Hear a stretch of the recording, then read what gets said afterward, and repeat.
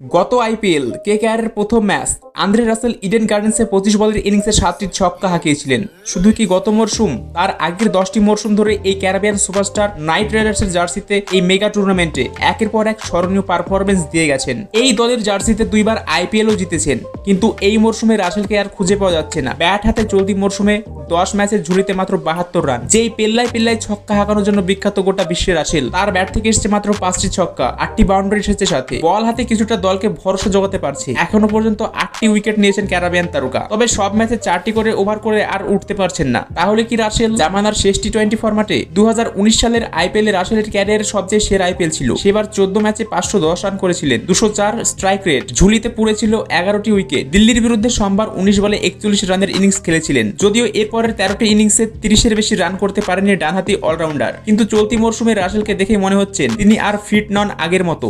শরীর অনেকটা ভারী হয়ে গেছে, বয়স বেড়েছে। কেকেআরের ম্যানেজমেন্ট বিষয়টি যতই ঢাকা দেওয়ার চেষ্টা করুক না কেন, গুজরাট টাইটান্সের বিরুদ্ধে 15 বলে 21 রানের ইনিংস খেলছিল রাসেল, কিন্তু ফিনিশার হিসেবে বা লোয়ার অর্ডারে নেমে যে কাজটা রাসেল থেকে চাইছে ম্যানেজমেন্ট, তা করে উঠতে পারছেন না। যদিও দিল্লি ক্যাপিটালসের বিরুদ্ধে ম্যাচে জয়ের পর রাসেল অবশ্য খুশি, ফর্মে ফেরার ইঙ্গিতও দিয়েছেন। গত মঙ্গলবার তারই জন্মদিন, 37 পূর্ণ করলেন ক্যারিবিয়ান তারকা। ম্যাচের শেষে রাসেল বলেছেন, আমরা আজ জয় পেয়েছি, জন্মদিনে অন্য কোনো উপহার প্রয়োজন নেই। এটি সবচেয়ে আশ্চর্যজনক লিগ। আমি আনন্দিত যে তারা আমার জন্মদিনে এই ম্যাচটি সূচি করেছিল। কেকেআরের জয়কে দলীয় সংহতির ফল বলেছেন রাসেল। তার কথায় এটা ছিল সম্পূর্ণ দলীয় প্রচেষ্টার জয়। বোর্ডের রান করাটা গুরুত্বপূর্ণ ছিল, ওরা ভুল করেছিল মাঝের ওভারে এবং আমরা সেই সময় উইকেটগুলো পেয়েছিলাম। আজ শুধু একটি আনন্দের দিন। বল করার সময় শুধু এটাই পরিকল্পনা ছিল, নিজের পরিকল্পনা নিয়ে পরিষ্কার থাকতে হবে নিজের কাছে। একবার আপনি বোলার হিসেবে নিজেকে বিভ্রান্ত না করে ফেললে আপনি ভালো বল করবেন।